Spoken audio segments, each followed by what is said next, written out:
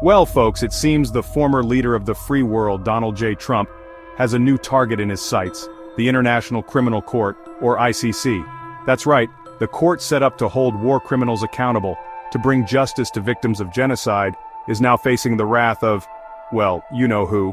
Trump slapped sanctions on the ICC, claiming it's a threat to U.S. national security. Now, I'm no lawyer, but I'm pretty sure holding dictators accountable and protecting America aren't mutually exclusive. The ICC, based in The Hague, Netherlands, has been investigating alleged war crimes in Afghanistan, a probe that has deeply upset the Trump administration. They're not too happy about the ICC sniffing around Israel either. Trump's move to sanction the court is unprecedented, a move that has sent shockwaves through the international community. This isn't just about legal technicalities, folks.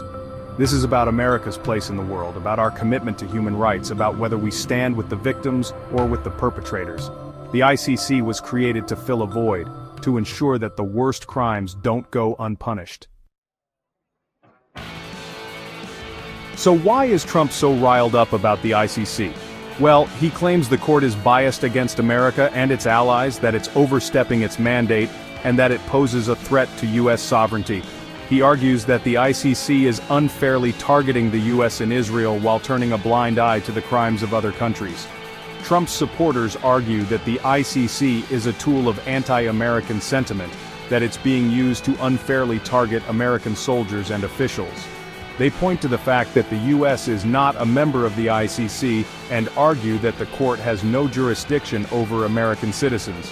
Critics, however, say that Trump's actions are nothing more than an attempt to shield himself and his allies from accountability. They argue that the ICC is an essential institution for upholding international law, and that Trump's attacks on the court undermine the rule of law. The ICC, for its part, has vowed to continue its work, arguing that it's independent and impartial. But let's be real, folks, these sanctions are going to hurt. We're talking about travel bans, asset freezes, the whole 9 yards. It's going to make it harder for the ICC to investigate crimes, to gather evidence, to bring perpetrators to justice. The international community is watching closely, wondering if this is the beginning of the end for the ICC. Will other countries follow Trump's lead and withdraw their support? Or will they stand up for international justice and defend the court? The future of the ICC, and indeed the future of international justice, hangs in the balance. This is a defining moment, a test of our collective commitment to holding the powerful accountable. Trump's actions have left the world deeply divided. Some countries have condemned the sanctions, calling them an attack on the rule of law. Others have remained silent, caught between their support for the U.S. and their commitment to international justice. The long-term implications of Trump's decision are still unclear. But one thing is certain: the international order is being tested, and the stakes couldn't be higher. If the ICC is weakened, it will embolden dictators and war criminals around the world. The fight for international justice is a marathon, not a sprint.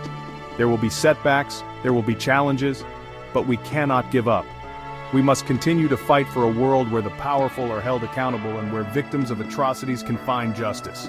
That's all the time we have for today, folks. Stay tuned.